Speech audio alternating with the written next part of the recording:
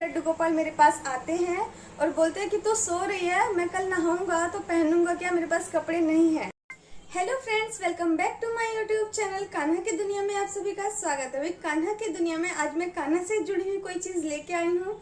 तो देखिए मेरे हाथ में पिन्नी, और इस पिन्नी में हमारे लाला के कपड़े, मतलब हमारे लड्डू गोपाल के कपड़े जो गंदे हो गए हैं। हमने काफी टाइम से नहीं धोए, 1 महीने से ऊपर ही हो गया, हमने धोए ही नहीं है ये कपड़े। तो आप सोच रहे होंगे इतने सारे कपड़े कैसे गंदे हो गए हैं। तो भाई हम उनको रोज नहलाते हैं, रोज इनका वस्त्र बदलते हैं, तो इतने कपड़े गंदे होने तो बनते ही है ना। बहुत लोग सोच रहे होंगे कि रोज वस्त्र बदलना जरूरी है क्या।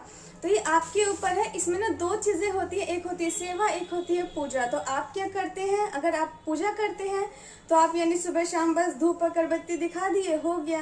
लेकिन अगर आप सेवा करते हैं, सेवा के भाव से लड्डू गोपाल को रखते हैं, तो उनको किस टाइम उनको भूख लगती है, किस टाइम प्यास लगती है, उनको किस चीज की जरूरत होती है, उनका डेली सेवा करना, पाँव दबाना, वस्त्र बदलना, स्नान कराना, भोग लगाना, ये सब अलग अलग चीजें होती है। तो आप क्या करते हैं ये आपके ऊपर डिपेंड करता है। हम लोग सेवा करते हैं, सेवा के भाव से हमने रख रखा है, इसीलिए हमारे देखिए 1 महीने में हमारे कितने सारे कपड़े गंदे हो गए। आज मैं इनको धुलने जा रही थी तो इसी से रिलेटेड ना मेरे साथ कुछ हुआ था, तो मैंने सोचा कि ना आपके साथ भी शेयर किया जाए, इसलिए आज मैं ये व्लॉग बना रही हूँ। यहाँ पर देखिए हमने सभी कपड़ों को ना एक पतीले में सर्व करके डाल दिया है, क्योंकि हम इसको बाल्टी वगैरह में किसी चीज़ में तो धो नहीं सकते। तो हमने एक साफ बर्तन लिया, उसमें सर्फ डाला, उस कपड़ों को डाल दिया है। 5 मिनट तक ये फूलेंगे, उसके बाद हम इनको धोएंगे। तो चलिए तब तक मैं आपको अपनी स्टोरी बताती हूँ। अभी हम इन कपड़ों को ऐसे ही छोड़ देंगे जब तक ये कपड़े फूल रहे हैं। तो मैंने सोचा क्यों ना मैं आपके साथ अपनी एक स्टोरी शेयर करूं जो मेरे साथ हुई थी इन्हीं कपड़ों को लेकर। तो एक टाइम ऐसा हुआ था कि उस टाइम हमारे घर में लड्डू गोपाल आए ही थे, उनको 2-3 महीना ही हुआ था आए हुए। उस टाइम हमें कपड़े भी सिलने नहीं आते थे उनके, कि कैसे कपड़े सिले। मार्केट से कपड़े लाते थे तो डेली तो चेंज करना ही होता था, एक ही हफ्ते में वो कपड़े खराब हो जाते थे।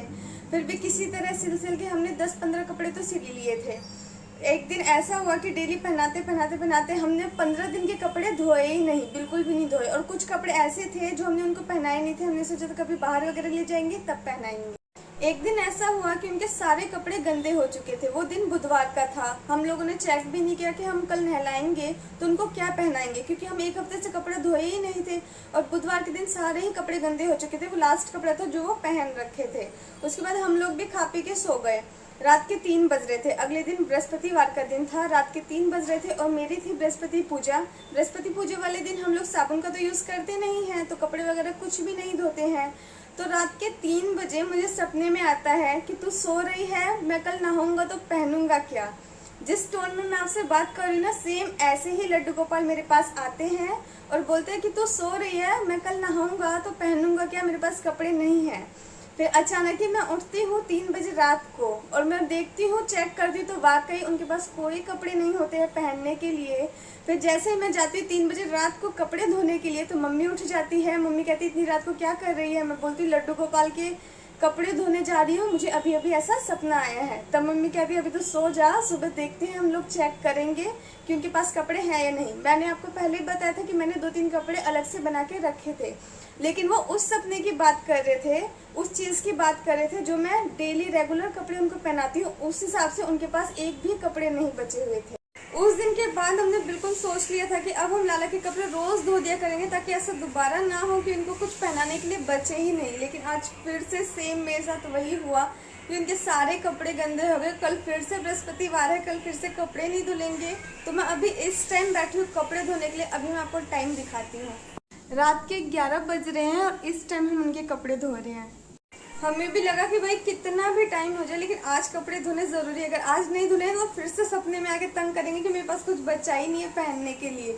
कितना भी रात हो जाए तो आज तो जरूर कपड़े धुलने हैं। तो चलिए अब मैं उनके कपड़े धो के आपको दिखाती हूँ। यहाँ पर देखिए हमारी लाला के सभी कपड़े धुल चुके हैं, और ये पानी कितना ज्यादा गंदा है। इतना हम पूरे दिन घूम के भी आते हैं ना, तो हमारे भी कपड़े से इतनी गंदगी नहीं निकलती जितना उनके कपड़ों से निकला है। जबकि उनके कपड़े हम खोलते हैं तो एक पिन्नी में रख देते हैं, गंदगी जाने का तो कोई मतलब ही नहीं है।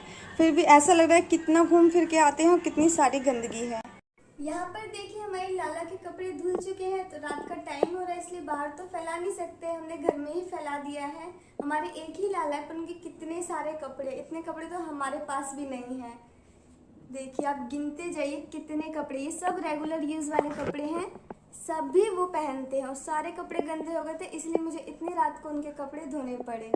अगर आपको वीडियो पसंद आई हो तो वीडियो को लाइक कीजिए, चैनल को सब्सक्राइब कीजिए। मिलते हैं आपसे एक नए वीडियो में नए ब्लॉग के साथ। तब तक के लिए बाय बाय।